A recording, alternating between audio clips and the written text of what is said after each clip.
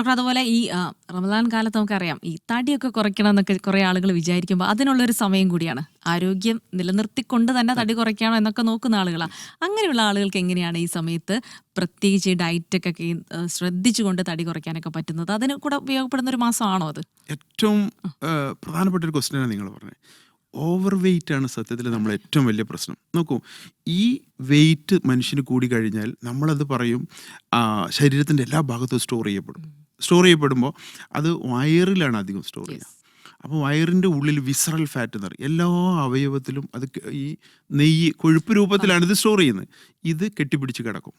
അപ്പോൾ അത് ലിവറിൽ കെട്ടിപ്പിടിക്കുമ്പോൾ നമ്മൾ ഫാറ്റി ലിവർ എന്ന് പറയും. അത് കിഡ്നിയിലും അത് ഹൃദയത്തിൻ്റെ കോശങ്ങൾ രക്തക്കൊഴലുകളിലൊക്കെ അകത്ത് കെട്ടിക്കിടക്കും.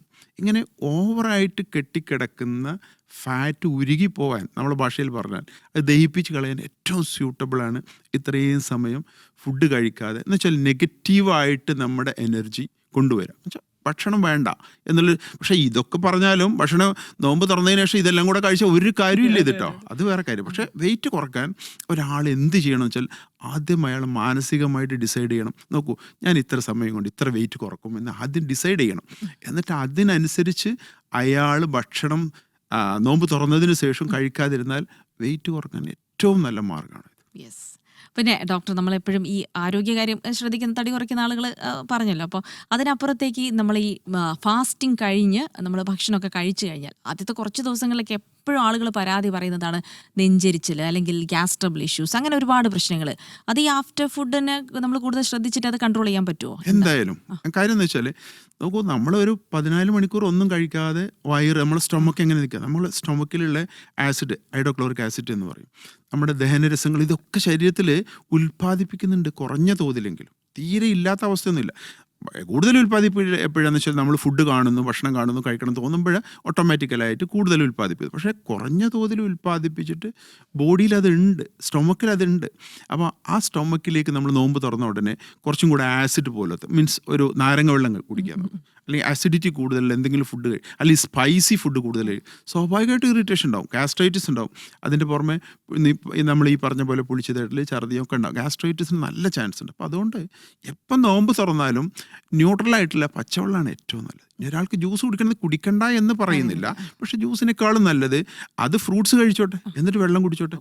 ആ ഒരു ലെവലിലേക്കായിരിക്കണം നമ്മൾ നോമ്പിന് ശ്രദ്ധിക്കേണ്ടത്. ഓക്കെ ഡോക്ടർ, ഇപ്പോൾ തന്നെ ഒരു 2-3 ഘട്ടമൊക്കെ ആയിട്ടാണ് നമ്മൾ ഫാസ്റ്റിംഗ് കഴിഞ്ഞിട്ട് ഭക്ഷണം കഴിക്കുന്നത്. അപ്പോൾ അങ്ങനെ ഒരു ഘട്ടമായി കഴിക്കുന്നത് ഒരു ആരോഗ്യപരമായിട്ട് നല്ലതാണെന്ന് പറയുന്നുണ്ട്. അതിനപ്പുറത്തേക്ക് കഴിക്കുന്ന ഭക്ഷണങ്ങൾ എന്തൊക്കെ ഉൾപ്പെടുത്താൻ നമ്മൾ ശ്രദ്ധിക്കണം? ഏറ്റവും പ്രധാനപ്പെട്ടത് ഭക്ഷണം നോമ്പ് തുറന്ന ഉടനെ മിനിമം ക്വാണ്ടിറ്റി ആദ്യം കഴിക്കുള്ളൂ. കുറച്ച് കഴിഞ്ഞിട്ട് കുറച്ചും കൂടെ കഴിക്കാം. പിന്നെ ചിലർ രാത്രി കഴിക്കാം, പക്ഷെ അത്താഴത്തിനും ഭക്ഷണം കഴിക്കും. അങ്ങനെ 3 സമയമായിട്ടാണ് മെയിനായിട്ട് കഴിക്കുന്നത്.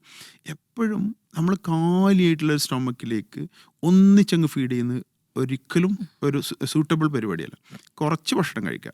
ആ കഴിക്കുന്നതിൽ ഒരാൾ കഴിക്കുന്നത് നമ്മൾ ഡിസൈഡ് ചെയ്യണം. നമുക്ക് ഒരു കുട്ടി കഴിക്കുന്നതല്ല, ഒരു തടി കുറക്കണമെന്ന് പ്രതീക്ഷിച്ചുകൊണ്ട് കഴിക്കുന്ന ഒരാൾ, ഒരു പാകത്തെ ഒരു കറക്റ്റായിട്ട് ബോഡി കീപ്പ് ചെയ്യുന്ന ഒരാൾക്ക് പിന്നെ അയാൾക്ക് തടി കുറക്കേണ്ട ആവശ്യമില്ല.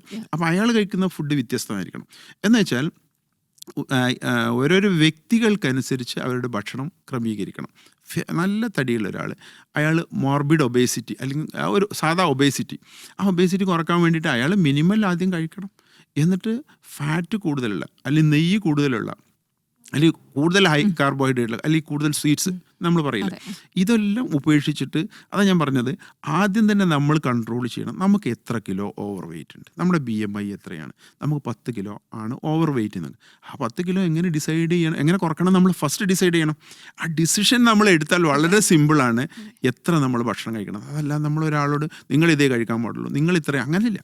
വ്യക്തിപരമായിട്ട് വ്യത്യാസം വരും.